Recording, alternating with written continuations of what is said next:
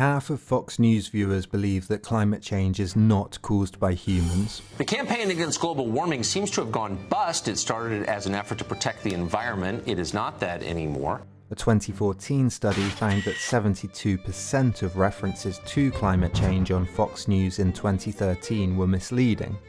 Viewers were 31% more likely to agree with the statement that it's not clear that Obama was born in the United States. It's not a birth certificate, Candy, and people are trying to figure out why isn't he giving his birth certificate. It's not a birth certificate. 60% believe that American Muslims are not an important part of the US religious community. There's a lot of trash talking going on between President Obama and presumptive presidential nominee Donald Trump over Muslims and what they do or don't believe. And 68% believe that the values of Islam are at odds with American values. Fox News, the most popular news channel in America, with imitators popping up across the globe, has indisputably changed the news media landscape. Some have even argued it's now part of the Republican Party machinery. Others say it's the other way round. Former Bush speechwriter David Frum said that Republicans originally thought that Fox worked for us, and now we're discovering we work for Fox. To understand the Fox News phenomenon, how it influences the international, let alone the national conversation, where it came from, what it gets wrong, and what it gets right, we need to situate the rise of Murdoch's news empire in its wider context.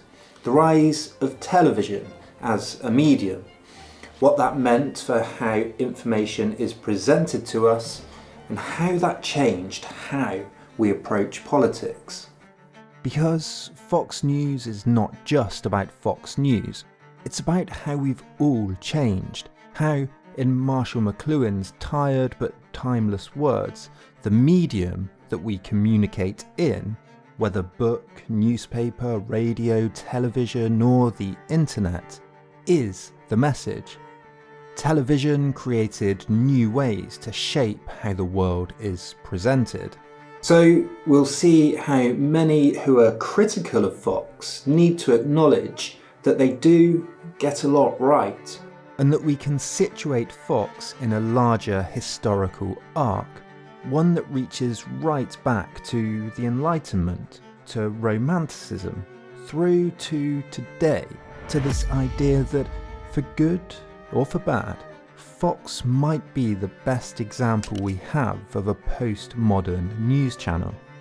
Of course, the O'Reillys and the Hannitys and the Carlsons of the world and this guy have always been around, but it takes a particular historical, philosophical, political and regulatory shape for them to fit through, for the tropes, the motifs and the elements that they employ in their delivery to be accepted and aired in the first place.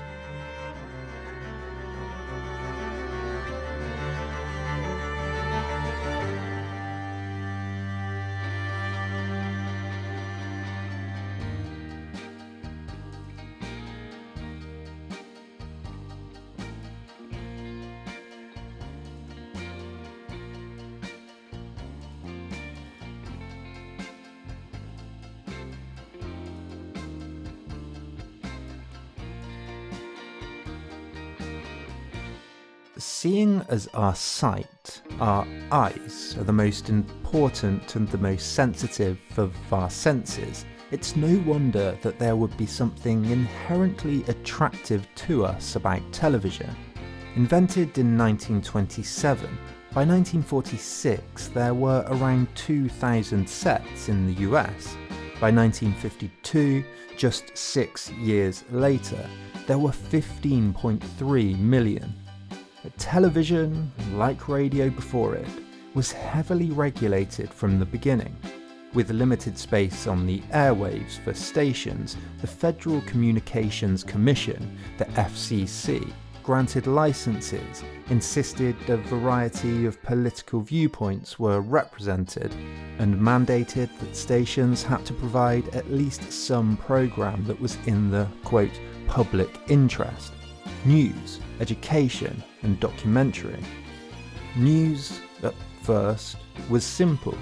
CBS and NBC, both radio networks, broadcast short newsreels with basic footage, often staged and, if of the war, supplied by the US government. CBS News presents Douglas Edwards with up-to-the-minute developments from all parts of the world. Mr. Edwards. Good evening, everybody. Concise voiceovers supplied viewers with the basic facts. In these early years, news was the prerogative of the press, of journalists, and any news on radio and television would sound much like a short newspaper article, where the facts were usually ripped from. The first popular news programme to film its own stories was NBC's 1949 Camel-sponsored News Caravan, presented by John Cameron Swayze, who would smoke camels on screen. Makers of Camel cigarettes bring the world's latest news events right into your own living room. Sit back, light up a Camel, and be an eyewitness to the happenings that made history in the last 24 hours. In the 50s, broadcasters began to experiment with new styles more appropriate to the small screen. Journalist Don Hewitt joined CBS in 1948 and led an experimentation with graphics, with maps, charts, and introduced a revolutionary new device, the teleprompter. Hewitt was creative, trying things like using toy soldiers to illustrate the Korean War. He also innovated a style of mixing talking heads with narration over the top of footage, and then back to talking heads again, which quickly became standard across the networks. In New York, knowing the visual appeal of television, WPIX began racing around the city to film stories of fires or plane crashes. And while most news coverage was still simple, relying on the supposedly neutral and objective presentation of unbiased facts that readers of newspapers were largely used to, these rare innovations would become harbingers of things to come. The first innovative modern documentary-style programme was journalist Ed Murray's 1951 See It Now. It used unscripted interviews, lots of specially filmed footage, and began to expand on the topics it covered. The Korean War, a story on the Grand Coulee Dam, coverage of events like Queen Elizabeth's coronation, and an exposé of Senator Joseph McCarthy. But while covering sensitive issues, See It Now quickly attracted controversy. The FCC's 1949 fairness doctrine permitted opinion and editorializing, but also required, quote, a reasonably balanced presentation of the issues. After Murrow had criticised McCarthy and continued focusing on sensitive topics, CBS cancelled See It Now in 1948, with Chairman William Paley telling Murrow that he didn't want a stomachache every time the show aired. Murrow, quickly becoming a national celebrity, became an influential critic of what television was becoming, bemoaning that it was, quote, decadence, escapism, and insulation from the realities of the world in which we live. Television could be a force for good, he insisted, but instead, networks produced shows that appealed to the lowest common denominator to appease advertisers and attract the largest possible audience. Murrow was one of many critical of the so-called culture industry in the post-war period. FCC Chairman Newton Minow gave a famous speech to the National Association of Broadcasters in 1962, saying that television had become a sensationalist, vast wasteland, with screaming, cajoling, and offending commercials. Adding to this critique, in 1958, it had been discovered that several quiz shows had been fixed to keep popular contestants on and the ratings high. Scandals like this, and the criticism that television was becoming Minnow's vast wasteland, were becoming part of the national conversation, and Kennedy promised to strengthen the FCC's powers during his 1960 campaign. In response, and in an effort of self-protection, television executives took note and increased their news, education, and public affairs budgets. Meanwhile, they searched for ways to make the public interest programs that they were forced to make and broadcast more popular, more appealing to the average viewer. In 1951, NBC's Pat Weaver imagined a morning show that would, quote, tell early risers all kinds of things they should know as they faced the day.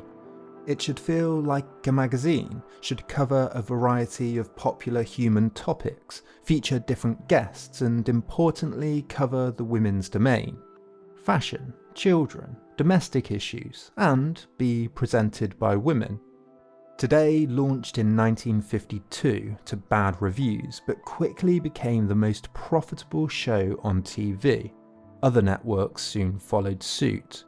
Executives were discovering something about television: human interest, everyday issues that focused on people, story, and emotion, was popular more than anything else. Reverend Frank at NBC distributed a memo that argued that journalism on television was about narrative, and that, quote, every news story, without sacrifice of probity or responsibility, display attributes of fiction. It should have structure and conflict, problem and denouement, rising action and falling action, a beginning, middle, and an end.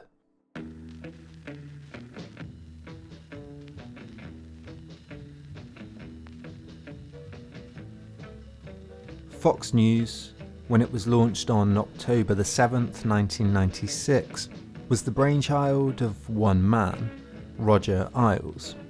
Born in 1940 and graduated from Ohio University in 1962 with a major in radio and television, the loud, bombastic, opinionated and controversial Roger Ailes may have been responsible for more politicians and presidents being elected than any man in history. In the early 60s, his first job was on a local talk show, The Mike Douglas Show. The show became a phenomenon, went national, and Douglas became the highest paid star on television.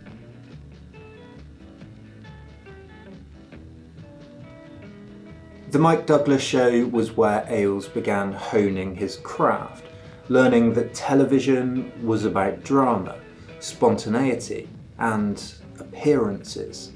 Producer of the show, Woody Fraser, told Ailes that the most important ingredient for a daily show was to keep it fresh, and one way was to keep people off balance, not knowing what would happen, sitting on the edge of their seats. It's when people get bored that they switch channels. Another producer later said that Roger was just completely interested and intrigued by the mechanics of the ways these guys presented themselves and talked. During his 1968 presidential campaign, while appearing as a guest on The Mike Douglas Show, Nixon told Ailes, "It's a shame a man has to use gimmicks like this to get elected." "Television is not a gimmick," Ailes responded, "and if you think it is, you'll lose again." Nixon had come off poorly on the very first televised debate between him and Kennedy, and Ailes' confidence and inside knowledge about a new medium impressed Nixon and his aides. The Nixon team hired Ailes, and the work they did would soon change political campaigning forever. Ailes knew from his work on The Mike Douglas Show that television was about something contradictory, artificial authenticity. You had to construct the appearance of spontaneity, as all of his contemporaries were to become aware as they read McLuhan's influential new book. The medium was the message. At the time, Ailes made a prescient observation. He said, Nixon is not a child of TV, and he may be the last candidate who couldn't make it on the Johnny Carson show and could make it in an election. Politics, he was discovering, was now about television. The two were becoming intertwined. "This is it," he said. "This is the way they'll be elected forevermore. The next guys up will have to be performers." Ailes organised TV spots for the campaign that had supposedly ordinary voters asking Nixon questions in town hall style meetings. To the viewer, the encounters appeared natural, but the questions were staged and the answers pre-prepared. Ailes knew that because television was mostly local, Nixon could reuse pre-prepared stock phrases over and over in different locations without the risk of being found out or it looking phony. In the book he later wrote, "You Are the Message," he wrote, "On an index card you can keep in your wallet, list the key phrases of 10 stories that will entertain audiences for the next 10 years. He knew that more than just the authentic individual, the television medium was about presentation, style, emotion, camera work, the set. Style. Ailes more or less invented the idea of the soundbite. He wrote, "Television is a hit and run medium. The general public is just not sophisticated enough to wade through answers. Therefore, at least some of Mr. Nixon's answers should end with a specific graphic, a succinct, memorable comment. He said Nixon should use descriptive, visual phrases." Emotion. He knew television was about moments, usually dramatic, spontaneous and unpredictable moments, even if you had to plan the spontaneous moments. He collaborated on the Nixon campaign with speechwriter and Nixon aide Raymond Price, who introduced him to the idea that politics is similar to TV. He said politics is much more emotional than it is rational, and this is particularly true of presidential politics. Camera work. Ailes was impressed with Leni Riefenstahl's groundbreaking Nazi propaganda piece, The Triumph of the Will, as many in film and television were at the time. The film was full of shots and camera angles and set pieces and dialogue, all focused on curating the image of the Fuhrer. Mike Douglas producer Kenny Johnson recalled that he and Ailes would talk about the psychological power of camera placement. He said, "There's so many subtle things you see in propaganda. If you put the camera below the subject's eye height, it's the hero shot. It gives him dominance, for example." The set. When on set with Nixon in Chicago, Ailes complained that those stupid bastards on the set designing crew put turquoise curtains in the background. He had them removed and replaced with wooden panels that had, quote, "clean, solid, masculine lines." He wanted the subliminal feeling of Nixon being the hero at battle in an arena. He wrote, "Even if a viewer is not in favour of Richard Nixon, by 15 minutes into the programme, he almost subconsciously begins to root for him." And Nixon tended to sweat a lot, so they had the air conditioning turned right up to counter the studio lighting and made sure that they used the right makeup. After the Nixon campaign, Ailes was featured in Joe McGinnis's best-selling The Selling of the President, which told the story of the taping of the television ads that he had worked on. One memo from the book read, "Reason requires a high degree of discipline, of concentration. Impression is easier. Reason pushes the viewer back. Impression can envelope him, invite him in." It revealed that Ailes was obsessed with details like the colour of makeup on Nixon's eyelids, the demographic of the audience in shot, the presence or the absence of something like a frown. Within the Republican Party, Ailes quickly became a superstar. With his reputation growing, he began his own consulting business. Republicans clamoured over him, hoping that they too could be the next Nixon. But Nixon had been teaching Ailes something too, something that changed the dynamic of American politics. Ailes later remembered that I never had a political thought until they asked me to join the Richard Nixon presidential campaign. The Nixon campaign had run on now familiar populist logic.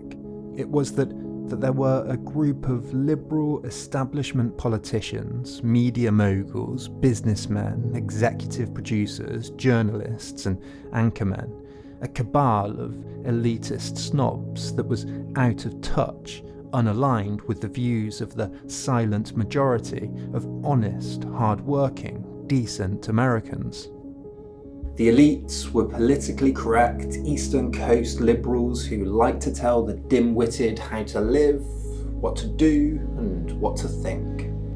And television had already become a powerful part of that establishment elite. By the 70s, the television networks had become a powerful force in American life. They saw themselves, like journalists and philosophers and authors before them, as being a rational avant-garde, leading the nation into the future. But they were already being seen as elitist and arrogant. They were already beginning to be met with suspicion. In his history of television news, historian Charles Ponce de Leon writes, "They were losing in part because they were seeking to inform through a medium that was poorly suited for rational discourse and the sober, objective analysis of complex issues and events." Ailes turned away from politics for a period. He worked on different television shows and even on Broadway, putting on 2 shows that were met with a lukewarm reception. But he kept his consulting work and his spell in theatre, his experience and experimentation with different styles on TV, and his exposure to the most powerful politicians in the country would soon begin to synthesize into a potent, latent, bubbling force.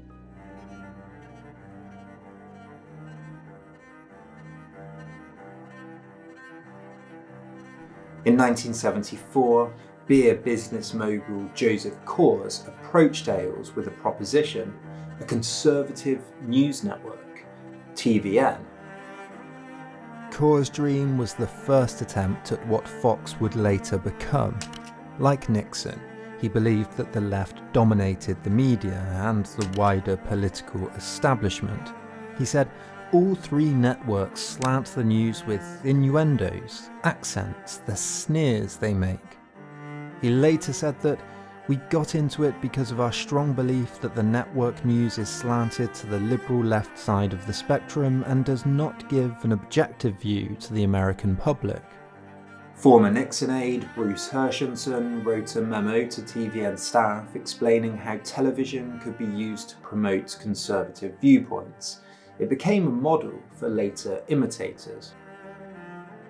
The memo included the concept of pretense balancing, quote, showing all sides of a particular story when in fact the balance is tilted, and the hold frame, holding the camera in a flattering or unflattering position depending on what you wanted to convey. He also encouraged using commentator speculation which would appear to be factual but are actually editorialised, and catchphrases and sex appeal to sell the message, and the simple repetition of stories and opinions. He called repetition the oldest and the most effective propaganda technique. TVN's tagline was the independent news service. Not right-wing, they'd argue, just a balance to the liberal elite bias in the rest of the media. Journalist Stanhope Gold wrote a story about TVN in 1975 entitled Coors Brews the News, which criticised the network and called Ailes, quote, the only man in history to run a national news organisation while owning an entertainment industry consulting firm. The article damaged TVN's reputation from the start, and the network only ran for 2 years. But while it struggled, TVN did lay the groundwork for what was soon to come. After TVN collapsed, Ailes continued expanding his consultancy business, and by the 1980s he was one of the most successful political consultants in America and probably in history, helping 13 Republican senators and 8 congressmen to win office. And in that time, he continued to hone his attack ad method. In one advert for Republican Mitch McConnell, Ailes attacked McConnell's Kentucky opponent, Walter Huddleston, for being absent from key votes while away giving paid speeches. Ailes said to the team, "This is Kentucky. I see hound dogs on the scent looking for the lost member of Congress." The ad featured a dog trainer and bloodhounds and a voiceover that said, "My job was to find D. Huddleston and get him back to work. Huddleston was skipping votes but making an extra $50,000 giving speeches. Let's go, boys." The ad concluded with the tagline, "Switch to Mitch for Senator." The truth was that Huddleston had been present for 94% of votes, but it didn't matter. Ailes successfully painted him as lazy and greedy. McConnell won, and as McConnell's campaign manager recalled, the ad, quote, taught every Republican campaign school about how to use humour as a deadly weapon. In '84, Ailes was recruited by Reagan, and in '88 he took on George Bush, who, like Nixon, didn't perform well on television. Ailes suggested Bush play the Gary Cooper character, stoic, a slower speaking deep voice. He advised him how to dress, once telling him, "Don't ever wear that shirt again, you look like a f***ing clerk." One Bush campaign ad quickly became the most controversial yet. As governor, Bush's opponent, Michael Dukakis, had signed a pass that allowed a convicted murderer out of prison for a weekend. While on release, Willie Horton raped a woman and stabbed her boyfriend. The story became a focus of Bush's campaign. Dukakis is soft on criminals, soft on crime, soft on the death penalty, they said. The ad caused an outcry that Bush's team were stoking racial tensions, and although he denied it, critics said the ad was textbook Ailes. Ailes had allegedly told a reporter, "The only question is whether we depict Willie Horton with a knife in his hand or without it." Bush was also aggravated. He told Ailes, "I want to get back to the issues and quit talking about him." And Ailes responded that they planned to do so the day after the election. Bush won by a large majority. How much the ad contributed to the win, who knows? But as Gabriel Sherman writes, it was validation that Ailes' brand of divisive politics could win national majorities. Ailes went on to work with politicians and media figures like Rudy Giuliani and Rush Limbaugh. Throughout his consultancy years, he became more convinced that more than anything, politics was war.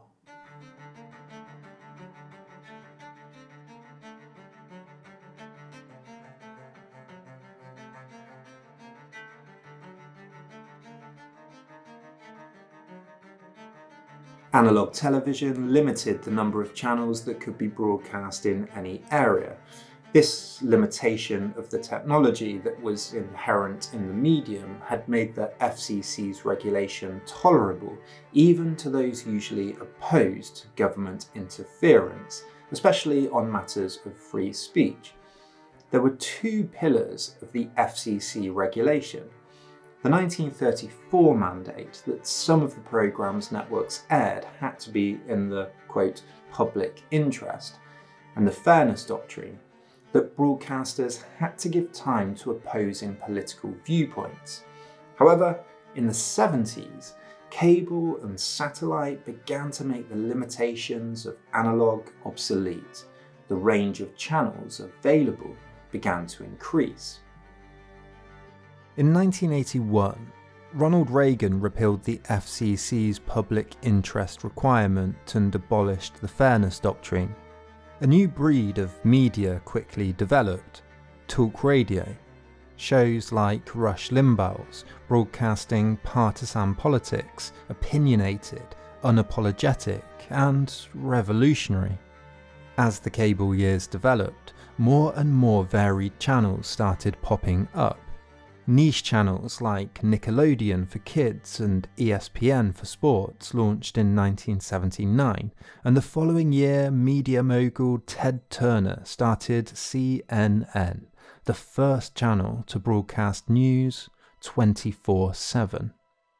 We now take 24-hour news for granted, but CNN has been credited with several innovations. A revolving wheel of news, a loop of stories, weather, financial news, and it was the first national news operation which, with a huge investment in reporters, offices and equipment, could go live at the scene whenever possible. Something normal news programmes limited to their pre-scheduled slots just couldn't do. CNN was a success. It made $12.5 million in 1985, $13.5 million in 86, and $60 million in 87. There was clearly a taste for news on demand. It slowly built up offices around the world so it could report on global issues as quickly as possible, and became the go-to for global news events like Tiananmen Square in China or the fall of the Berlin Wall, which CNN broadcast from live. It was the only station on air when the Space Shuttle Challenger exploded in the air in 1986. Rupert Murdoch, already overseeing a global news media empire that included the New York Post, The Sun in the UK, and 20th Century Fox, was taking note. In 86, 20th Century Fox launched A Current Affair. Influenced by Entertainment Tonight and Murdoch's tabloid journalism, it focused on crime, gossip, scandal and celebrity, anything that could grab a viewer's attention. At the same time, Roger Ailes had been invited to launch a short-lived show on NBC, America's Talking. The goal of the show was to make factual programming more entertaining. Business and stock market news should be approached like sports channels presenting sports. It's America's Talking, the first all-talk network dedicated to what America is talking about. The first ever daily national conversation. The excitement begins July 4th when we go online with the country's best talk. Ailes wanted, quote, closer shots, more emotion, bolder sound, voiceovers announcing breaks instead of just music. America's Talking featured chat shows and phone-in programs like Bugged, in which viewers could talk about the things that were bothering them that day. But like TVN before it, America's Talking struggled, and Ailes, who many at NBC were already suspicious and critical of, was pushed out. In the mid-90s, as MSNBC and ABC looked to follow in CNN's footsteps and launch 24-hour news channels, Murdoch wanted in, and he knew that Ailes was the man for the job. Both men had a visceral disdain for channels like MSNBC, which, when it launched in '96, wanted to portray itself in the image of a trendy, urban, downtown coffee bar, where, like shows like Friends and Seinfeld, co-hosts could sit around drinking coffee casually and amiably discussing the news and events. To Murdoch and Ailes, this elitist, sneering, metropolitan image concealed the liberal slant that turned its nose up at the real, retro, rural American, and worse, told them what to believe and who to vote for. With the repeal of the fairness doctrine, though, they thought, it was time this changed. When he'd repealed the fairness doctrine, Reagan's FCC appointment, Mark Fowler, had famously argued that the public interest was what interested the public. No longer would regulators and establishment executives and politicians decide what counted as news. The market would decide. De Leon writes that In previous decades, most well-educated Americans, including many of the corporate elite, would have rejected market populism as a cynical and potentially dangerous excuse to exploit the public's poor taste and most primitive yearnings. In this view, merely satisfying consumer demand without considering what you were selling was unseemly and amoral. But by the 90s, more and more Americans were criticising the establishment as being out of touch with ordinary American life. While at the same time, instead of cultural uplift, networks increasingly relied on chasing ratings and high viewing figures, more drama, cop shows, celebrity and scandal. News anchor Dan Rather said in a speech, "They've got us putting more and more fuzz and wuzz on the air, cop show stuff, so as to compete not with other news programmes but with entertainment programmes, including those posing as news programmes." CNN's commitment to pure news began to suffer in this increasingly sensationalist environment, but an event that would change the face of television forever was just around the corner. In 1994, CNN decided to run back-to-back coverage of a trial, O.J. Simpson's. It became a national phenomenon and led to a 500% increase in CNN's viewership. It was clear that what people wanted was emotion, drama, everyday lives under the microscope. Dateline, for example, launched in 1992, focused on profiling celebrities or talking about worry-inducing medical stories that might affect you and your life. It seemed like traditional news, textual, prosaic, the recounting of facts, was being challenged by something else. And it was that something else that Murdoch already knew a lot about.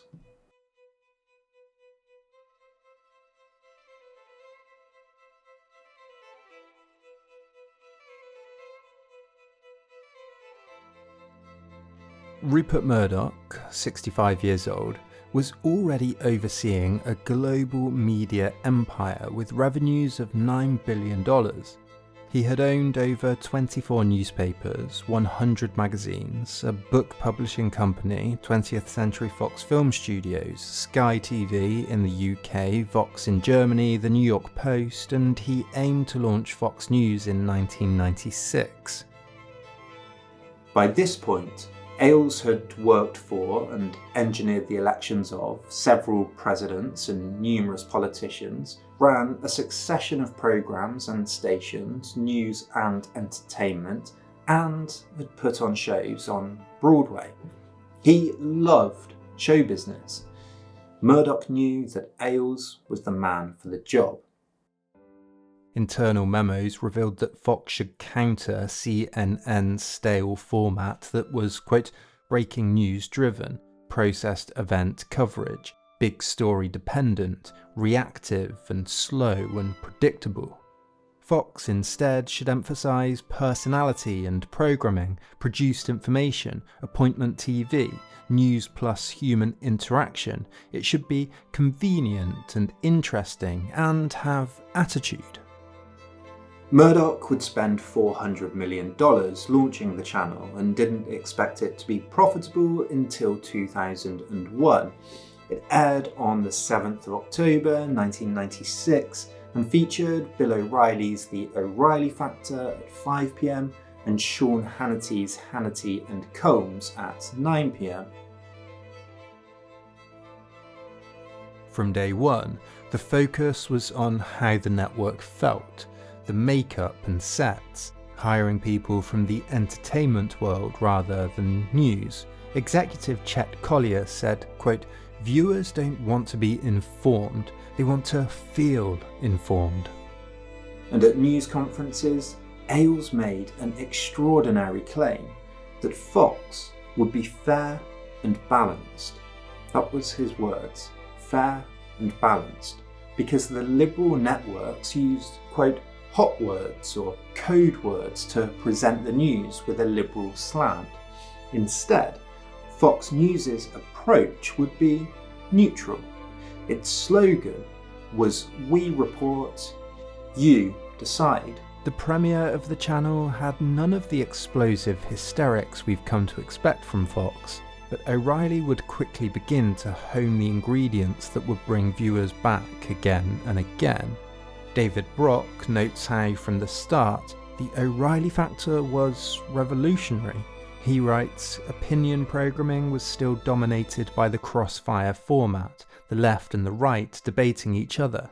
Larry King, who hosted a non-ideological political and celebrity schmooze fest, owned primetime cable news. It was against CNN and Clinton that Fox would begin to find its footing.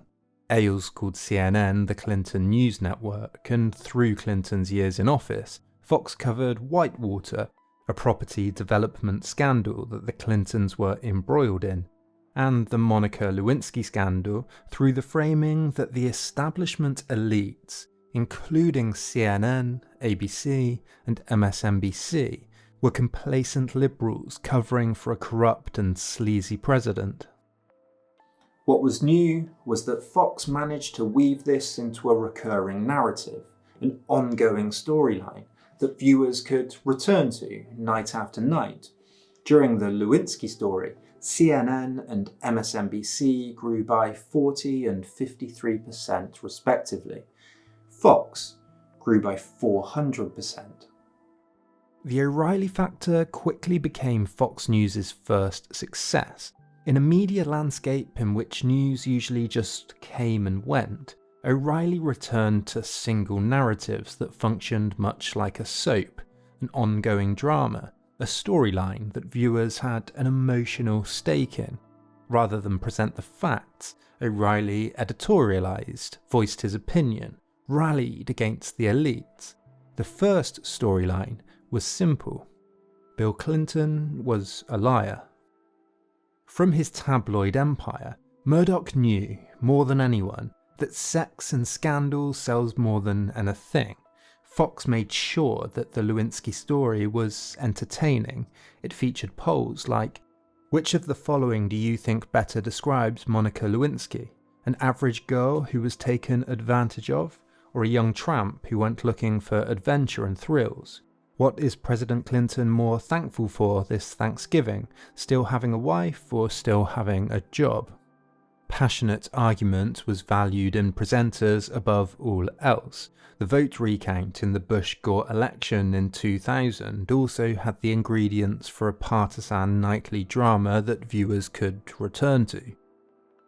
Fox overtook MSNBC in 2000, and by the spring of 2001, O'Reilly was beating Larry King in the ratings for the first time.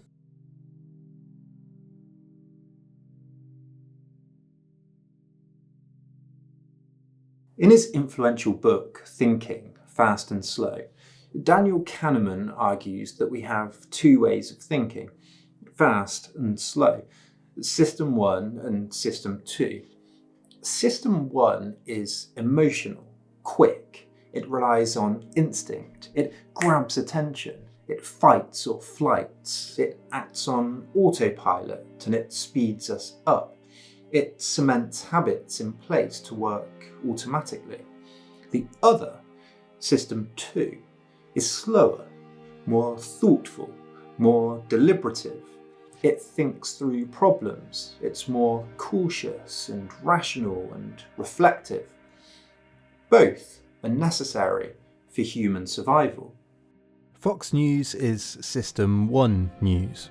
20 minutes after the towers were hit on 9/11, Fox unveiled an innovation, The Crawl. It updated minute by minute, providing short, catchy soundbites. Day of Terror in the United States. 2 planes crashed into the World Trade Center in New York. WTC towers collapsed. Manhattan is sealed off. All train and bus services halted. Its graphics and text were bold and red. Terrorism hits America, they announced. The emotional coverage combined war and tragedy with patriotism, Presenter John Scott said, "Folks, it just bears repeating. This is a tremendous tragedy, yes, but we are still the most powerful nation on earth. It bears repeating, America is still standing. We are united, we are strong, and we will find out who did this." Next, the Fox logo was changed to include an American flag, and presenters began wearing American flag pins. The flag in the logo was so new that many at the network wondered if it was too crass, if they had already gone too far. But MSNBC soon followed, rebranding itself as America's News Channel and using catchy American flag coloured graphics. One producer later said, "Roger likes things to be produced simply and overtly. For example, he likes words in graphics to be big." He said of the logo in the corner that he made his bigger than CNN's at the launch, then when CNN made its bigger, Roger made his bigger still. He kept doing that until CNN gave up. In an age of screens, terrorism and media were beginning to be about something similar, grabbing visual attention. In the aftermath of 9/11, Fox quickly led the clarion call for war. O'Reilly said that we're going to take out this Osama bin Laden. Now, whether we go in with air power or whether we go in with the Delta Force, he's a dead man walking. He should have been through long before this. He's been wanted for 8 years. Now they're going to go in and they're going to get him. If the Taliban government of Afghanistan does not cooperate, then we will damage that government with air power, probably. Alright? We will blast them. 3 days after 9/11, O'Reilly interviewed Laurie Milroy, the author of Study of Revenge, Saddam Hussein's unfinished war against America. He said, "You sound like you're a person who says, hey, Saddam Hussein should be on the destruction death card along with Osama bin Laden. He should be target number 2, maybe." "I'd even say target number 1, she replied. Fox went on to hire a composer to write Liberation Iraq music. They wanted it to be emotional, intense, aggressive. One producer said, "More tom-tom drums because they had more urgency. I wanted it to sound like, I don't want to say war drums, but..." Adverts for coverage included eagles and fighter jets and ostentatious war on terror logos. One ad read, "Fox News Channel, the country at war. Stay with us for breaking news and live updates, fair and balanced. Exclusively from the team you trust. Fox News Channel, on the ground, in the air, reports from the front, inside the conflict, war coverage, second to none. Fox News Channel. The political fallout, with eyes around the world, a commitment here at home. The first place to turn for the latest in news. Fox News Channel, real journalism, fair and balanced." When troops entered Baghdad and reached Firdos Square, Fox knew it would be a ratings hit.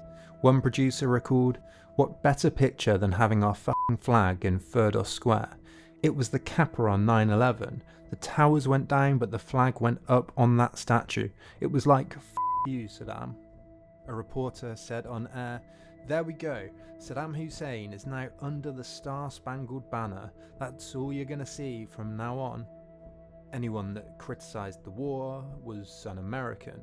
Alex Jones from Harvard University, not that Alex Jones, later reflected that in a conservative time, a time of war, Fox viewers like their news from a strong American perspective, with flags rippling in graphics and a pugnacity towards the nation's critics. The people John Gibson, host of Fox's nightly Big Story, referred to last week as the Peanut Gallery. 9/11 did for Fox News what the Lewinsky Scandal began. Ratings surged, and in 2002, Fox passed CNN for the first time. After the Iraq War ended and Saddam's WMDs failed to materialise, public opinion began turning on the decision to go to war by the Bush administration, and Fox News' ratings suffered as it struggled to find a new storyline. Bush was being criticised over his mishandled response to Hurricane Katrina too, and Fox's viewership dropped by 15%. It was becoming clear that Fox News' fortunes were, like a ship buoyed to the tide, knotted to the waxing and waning popularity of the Republican Party. In 2002, Al Gore had already noticed that Fox News was becoming, quote, part and parcel of the Republican Party. Anita Dunn later said that Fox was the research arm of the Republican Party. And so, searching for that next narrative thread, the next sensational plotline was becoming part of party politics. Obama, who announced he would run for president in 2007, was everything Fox needed, and the period began to show how Fox could take a single fringe minority opinion or possibility and inflate it into a national topic that directed political debate. One leaked email sent by producer Bill Salmon encouraged anchors to emphasise points lifted from Obama's autobiography about socialist conferences he had attended, Marxist professors he knew, and references to difficulties he had with the white girlfriend. Salmon said that Obama was, quote, drawn to Marxists and had racial obsessions and problems with white women. I have to admit that I went on TV on Fox News and publicly engaged in what I guess was some rather mischievous speculation about whether Barack Obama really advocated socialism, a premise that privately I found rather far-fetched. On air, Glenn Beck said that this president, I think, has exposed himself as a guy over and over and over again who has a deep-seated hatred for white people or the white culture. I don't know what it is. You can't say he doesn't like white people. David Axelrod's white. Rahm Emanuel's his chief of staff are white. I think 70% of the people that we see every day are white. Robert Gibbs is white. I'm not saying that he doesn't like white people. I'm saying he has a problem. This guy is, I believe, a racist. Beck had jumped from CNN to Fox and quickly found success with his distinctive style that featured a chalkboard on which he outlined his conspiratorial and sensational interpretation of the political landscape. Sherman writes that he seemed to many to be Fox News' id made visible. At different times, graphics along the ticker read, "The real Barack Obama, aligned with Marxists, socialists, Obama's radical past, close friends with Marxists, Obama's chosen friends, Marxist professors and structural feminists, and Obama's racial divide, emotional black-white races never be pure." One story that Fox pushed claimed that Obama had spent 4 years at a Saudi Arabia-funded Muslim madrasa, a school in Indonesia. Lifted from InsightMag.com, unnamed sources had claimed that the madrasa Mr. Obama attended may have taught, quote, a Wahhabi doctrine that denies the rights of non-Muslims. Across the network, Rush Limbaugh, Michael Savage and Cal Thomas spread the story, with Thomas saying on air that there were, quote, a lot of questions about whether Obama spent 2 years in a Muslim school in Indonesia. The truth was that Obama had attended a secular school when he'd lived in Indonesia for 4 years when he was 5. Next came the claim that Obama wasn't even American. Jerome Corsi claimed on Fox and Friends that Obama had a false fake birth certificate posted on their website. He said, quote, the original birth certificate of Obama has never been released, and the campaign refuses to release it, continuing that there has been good analysis of it on the internet, and it's been shown to have watermarks from Photoshop. It's a fake document that's on the website right now. Hannity didn't go quite as far, but said, do I think he was born in America? Yes. Do I think this is odd that they won't produce the birth certificate? It's beginning to get odd to me. The birther movement was win-win for Fox. Either Obama ignored it or refused to produce his birth certificate and they could keep making the claim, or he did, and in doing so he would acknowledge that it was a possibility or that it was a topic that mattered. Then, as soon as Obama was elected, in true Red Scare style, Glenn Beck quickly compared his policies to policies of the Soviet Union and their 5-year plans, and with those of fascist dictators. When the Tea Party, headed by Sarah Palin, gained some popularity in an inevitable backlash against Obama and his politics, Fox News began acting as cheerleader. Sherman writes that Palin had somehow managed to graft the old Western myth of the self-reliant frontiersman onto a beauty pageant face and a counter-punching, don't tread on me verbal style, a new kind of character, and a remarkably compelling one. Palin was inevitably going to be attractive to Fox producers. Christopher Hitchens wrote that at least Richard Nixon had the ill fortune to look like what he was, a haunted scoundrel and repressed psychopath, whereas the usefulness of Sarah Palin to the right-wing party managers is that she combines a certain knowingness with a feigned innocence and a still palpable blush of sex. As a small number of Tea Party events and rallies in support of small government and low taxes and critical of Obama's policies sprang up around the country, Fox covered them less like news and more like adverts. In February of 2009, Greta Van Susteren announced that Tea Party protests are erupting across the country.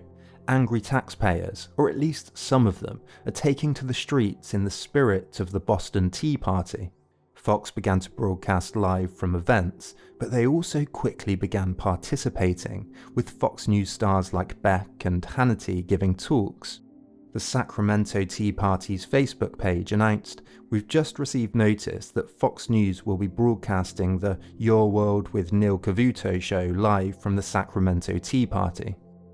When a round of parties were announced for April 15th, Fox News aired at least 107 commercials for them. One of them read, quote, "April 15th, all across the country, Americans are making their voices heard. In California, Texas, Georgia, Washington, DC, citizens are standing up, saying no to more taxes and demanding real economic solutions. April 15th, as Tea Party sweep the nation on tax day, we're there with total, fair and balanced network coverage, live." Megyn Kelly announced that you can join the Tea Party action from your home if you go to thefoxnation.com, a virtual tax day Tea Party. The language, "events will sweep the nation, people everywhere," is intended to give the impression that everyone is doing it, it's national news, and Fox is simply covering it, fair and balanced, rather than being a voice piece for and embedded in the movement. By 2012, Fox was indisputably intertwined with the wider Republican Party. They had 5 Republicans actually on the payroll: Mike Huckabee, Rick Santorum, Newt Gingrich, Sarah Palin, and John Bolton. The 2012 Republican primary was christened the Fox News primary. Candidates would only appear on Fox rather than other networks for the first time, with over 600 appearances the year before. Fox, of course, capitalised on the drama, announcing things like, "Governor Huckabee will announce tomorrow night on his programme whether or not he intends to explore a presidential bid." Former Bush speechwriter David Frum said on ABC that Republicans originally thought that Fox worked for us, and now we're discovering we work for Fox, and that the balance here has been completely reversed. In 2010, at least 30 Fox News employees would support, in varying ways, over 300 Republicans. Appearing on Fox would not only boost media exposure, but also raise cash. Sarah Palin appeared on Fox for a total of 14 hours in 2010. Brock writes, "No wonder Republicans loved appearing on Fox News at 9 p.m. Less than 15 minutes of time could bring in $40,000, far more efficient than almost any other form of grassroots fundraising." When Glenn Beck shilled for the many-tentacled pro-business anti-democrat Chamber of Commerce lobby on air in 2010, he said, "I would like to make this the biggest fundraising day in the Chamber's history." He pledged $10,000 of his own money and then asked, "So put your money where your mouth is. If you have $1, please go to glennbeck.com or to the US Chamber of Commerce and donate today." It turned out to be the biggest donation day the chamber had ever had. So by the time Trump was gearing up for his presidential run in 2015, Fox was part of a pro-business, anti-tax, anti-immigration, anti-Obama, sensationalist, emotional rallying network that acted as the voice piece for the Republican movement. But how is it that Fox captivated audiences so quickly? It seems to be a ringing indictment of their method that Fox's 1.5 million primetime viewers in 2022 leaves MSNBC and CNN trailing with 668,000 and 583,000 respectively. So let's see what we can pull together about how Fox does it before thinking about how we and competing media might respond.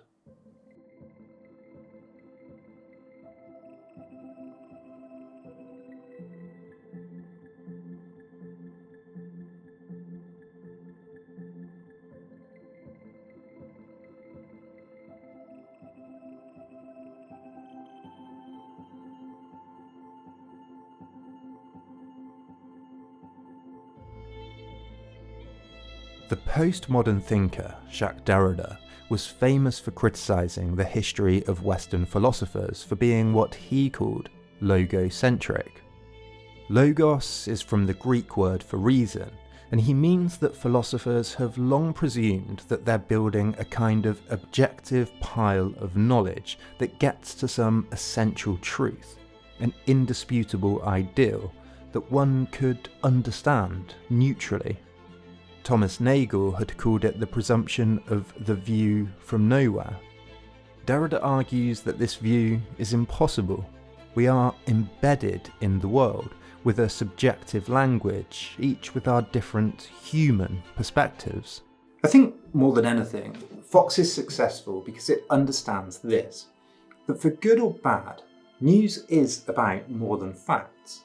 It's about selection, interpretation, presentation, points of view, and while it often steps into the unethical, into exaggeration and hyperbole, into mistruth and hysterics, it's successful because it's not exactly wrong. It just leans into its perspective.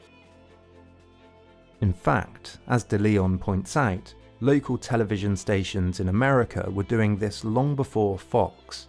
He writes, while the networks cultivated a broadcast style that was purposefully Olympian, news from nowhere in Edward J. Epstein's phrase, local stations did exactly the opposite, producing a journalism that was rooted in particular communities, featuring anchors and reporters who acted like human beings, not emotionless professionals.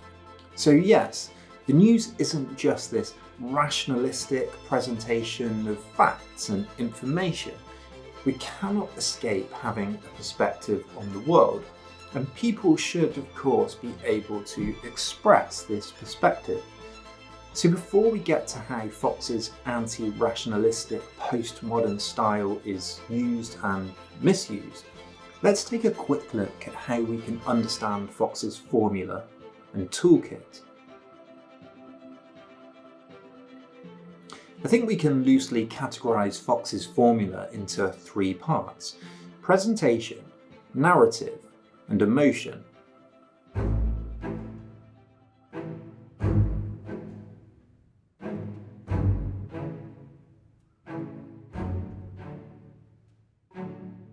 We've already seen how Ailes revolutionised the use of graphics and soundbites and sets, the presentation of style, arresting, sensational, shocking images, and good-looking presenters are, of course, always going to play on our evolutionary wiring to attract our attention.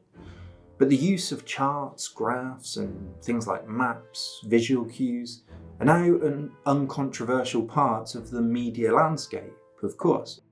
ABC had led the way as far back as 1977 by making Roone Artledge, the head of ABC Sports, the head of ABC News. He'd used graphics and charts to illustrate sports trends and had revolutionised televised sport by emphasising the stats, the drama, and made the stories of the sportsmen and women the central focus of coverage.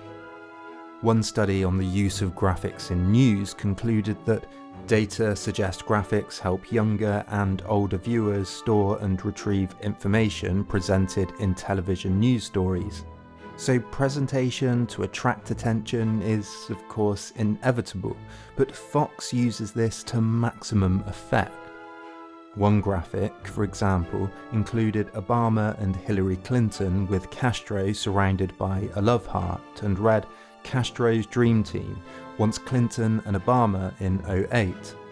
They also present information in a misleading way, cropping the bottom of charts like this one to make Obamacare enrolment look lower than it actually was. Soundbites, the set, camera placement, catchphrases, charts, image selection and graphs all supplement the traditional rationalistic presentation of the news in words. And like anything, they can all be used and misused.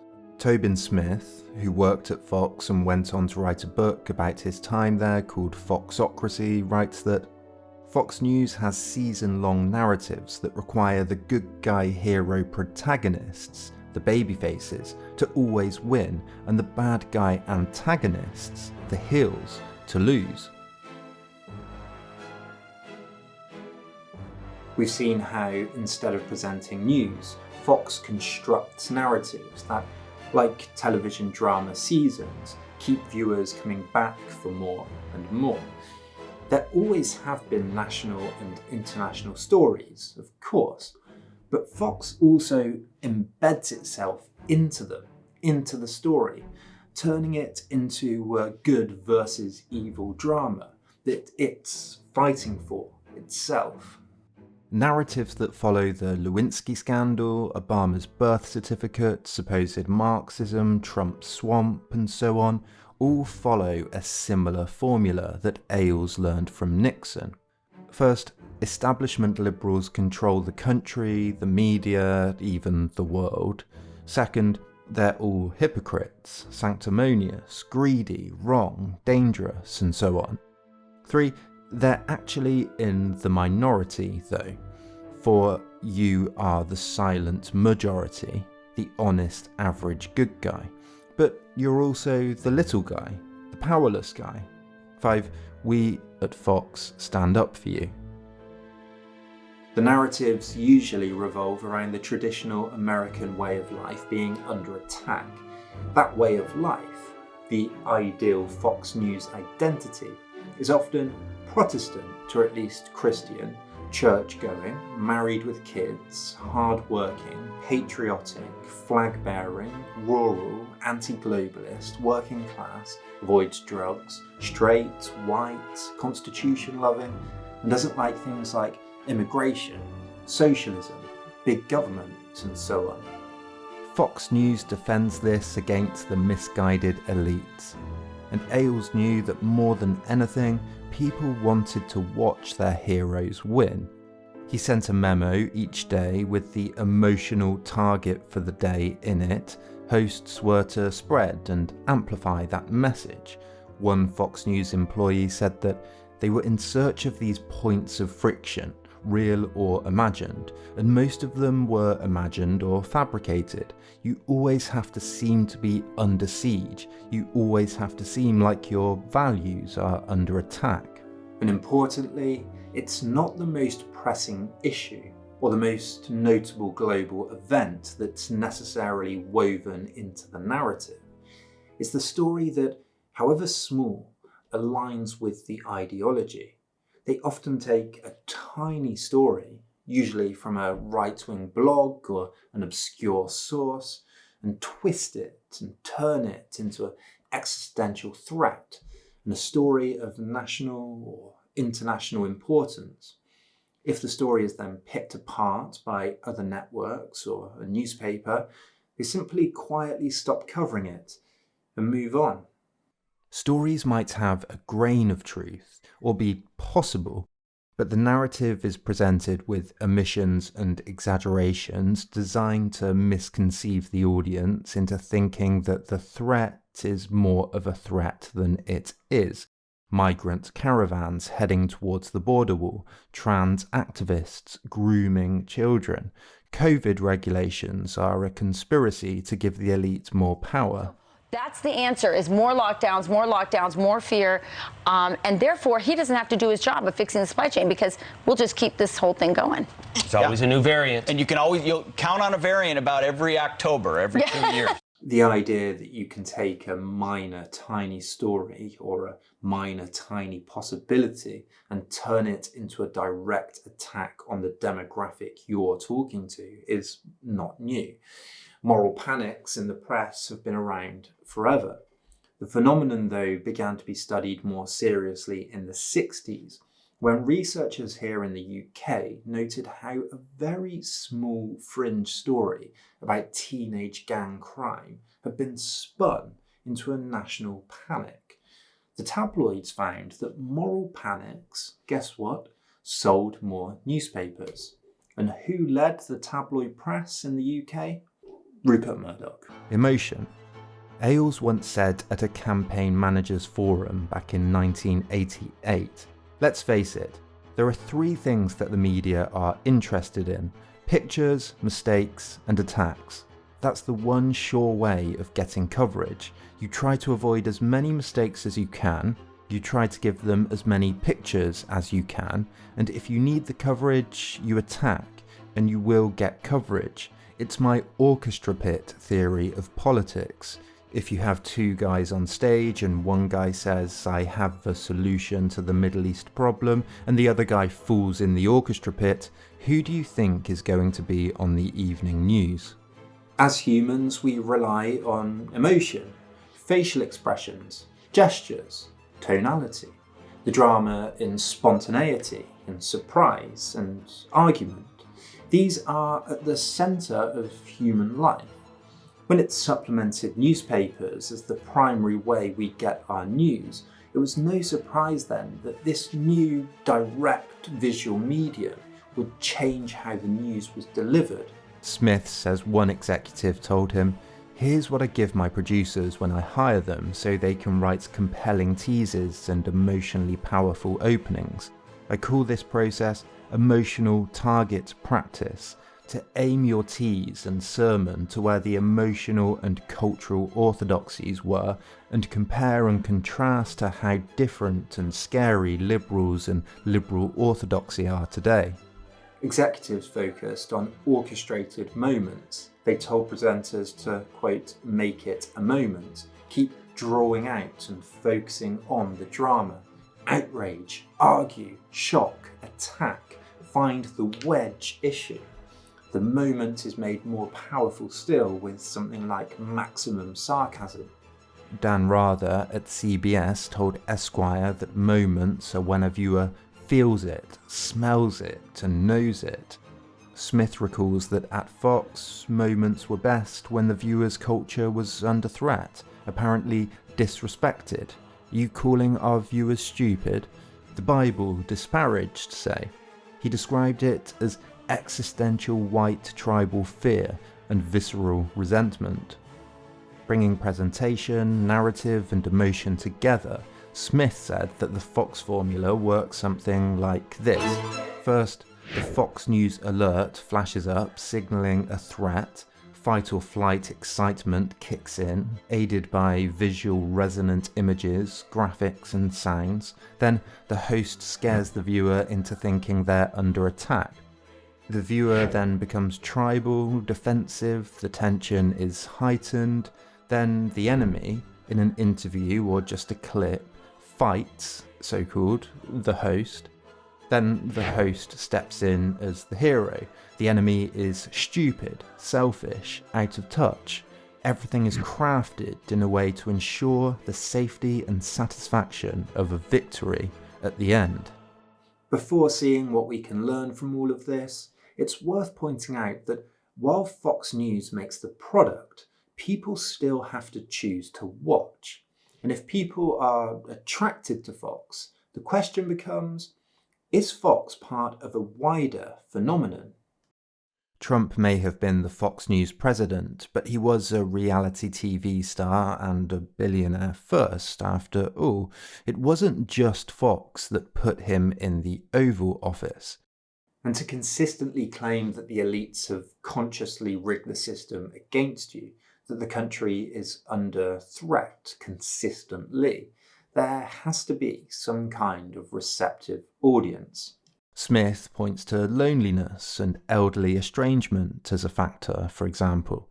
Communities, families and individuals left behind by a fast-moving modernity. Journalist Peggy Noonan similarly writes, "We have the fierce teamism of the lonely, who find fellowship in their online fighting group and will say anything for its approval. There are the angry who find relief in politics because they can funnel their rage there, into that external thing, instead of examining closer and more uncomfortable causes. There are the people who cannot consider God and religion and have to put that energy somewhere. America isn't making fewer of the lonely, angry and unaffiliated. It's making more every day." But while there may be some truth to this, one poll has shown that MSNBC viewers are also older and that Fox News demographics are spread across ages as well. And while 74% of Fox News viewers are white, 70% of MSNBC's are too. So the often cited interpretation that Fox News viewers are old, white and isolated might not be true. The real difference in viewer demographics is in education and type of employment. Fox News viewers are more likely to have not graduated from university and work in white or blue-collar jobs than viewers of other networks. The wider phenomenon is more likely to be split down the lines of what John Sperling and Suzanne Wiggins call retro and metro America. Retro America, the one culturally, traditionally and economically rooted in the past, and Metro America, the one culturally heterogeneous, culturally modern and economically focused on the future.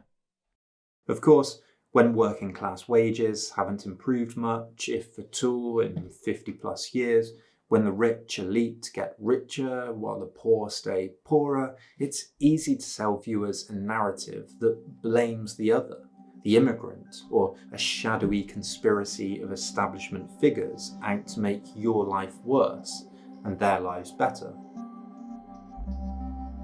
So I think there are two sides to Fox, a postmodern Fox and a hysteric Fox. The first, I think, is an inevitable development in response to the possibilities of a new technology, television as a medium. The second is a reactionary, conspiratorial, truth-twisting ideology that progressives could better counter if they were more willing to use Fox's postmodern arsenal against them. When the selling of the president came out in the wake of Ailes' Nixon ads, there was a debate about whether television was manipulation, an act, artificial.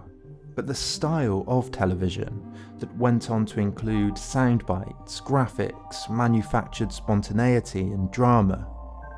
The appeal to our System 1 emotional quick mind, story selection, framing, repetition, editorializing and opinion is a part of the possibilities of this postmodern medium. Fox simply favours these things over elitist, rationalistic, objective, so-called unbiased and neutral journalism that can be dry. It fits into reality TV, morning talk shows, cop shows, shocking videos, viral content, live events, humour and personality. And all of these things can be used or misused for good and for bad. I don't think there's any going back to government interference like the fairness doctrine. In this internet era in which a million voices can flourish, it makes no sense to rely on regulation of the past. People should be allowed to present their point of view, and with the internet that's inevitable. As De Leon wrote back in 2015, the post-television age is imminent. and its arrival will mean the end of television news as we have known it for the past 50 years. On the internet, a new journalism has already begun to emerge, and over the next decade, it will likely become our principal source of news. So much better to isolate Fox's hysterical excesses and counter them in some way. And that will be a challenge for anyone whose commitment to truth and fairness and justice and progress trumps their appetite for likes and ratings. On the day the Mueller report on Russian interference in the 2016 election was published, Fox's Facebook page views were double CNN's, and the New York Times and Washington Post's were a sixth of that number. So what are those hysterical excesses? I think you can see them perfectly represented in this graph. This is the point where postmodern framing meets its limit. There is something undeniably modern and rationalistic about a graph. You are representing data, numerically, neutrally. When it comes to data, it's unethical, misleading, just wrong and manipulative to twist the frame. And there's a similar critique in how Fox selects stories to cover. Any story has a range of evidence, different possibilities and different interpretations. Different people appraise its importance in different ways and emphasize different parts. The story can be described generously or skeptically, described in a way that covers different points of views, or can be strawmanned. Any event, in short, can be interpreted in myriad ways. But Fox will always select the interpretation that aligns with their ideology, and is the most scary interpretation, no matter how small the chances of that interpretation being correct are, no matter how outlandish that interpretation is. When Obamacare was the story, the emphasis was on the hysterical fear of death panels that could choose who would and wouldn't get care. White farm owners in South Africa being attacked or at threat of being evicted becomes about white genocide. Trans rights becomes about grooming. COVID becomes about a conspiracy to control the population. Of course, I'm not saying that we don't all make our cases, that we all have our biases, that if you're going to make an argument, you have to have an interpretation that will be moulded by your point of view of the world. And I think that all of this is a good thing. But it's a moral balancing act. It requires honesty and integrity that at least considers other points of view and doesn't emphasize interpretations of the world based on what viewers will fear the most, personified and amplified into Hollywood-style epics of good versus evil. It's divisive, devious, and dangerous. It paints a picture of the world based on stereotype.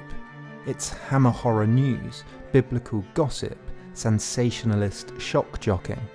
It takes a caricature of a worldview that fears the other, the conspiracy, the puppet master, the villain, and filters everything through it, turning the viewer into a soldier that views their neighbours as the enemy. Fox presents the story by weaponizing the most emotional language, supported by melodramatic, attention-grabbing graphics, relying on the most destructive tendencies of our evolutionary inheritance. Our defense mechanisms, anxieties, survival wiring, fight or flight, our tendency to focus on threat, danger, the negative, to weave a narrative that ultimately could be the most dangerous force that democracy faces.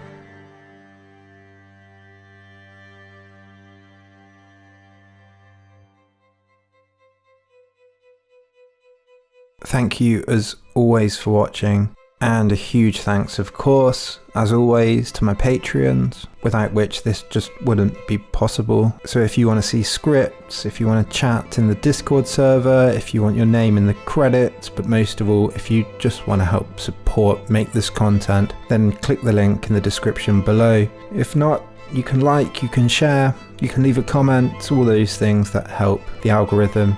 Thank you so much, and I'll see you next time.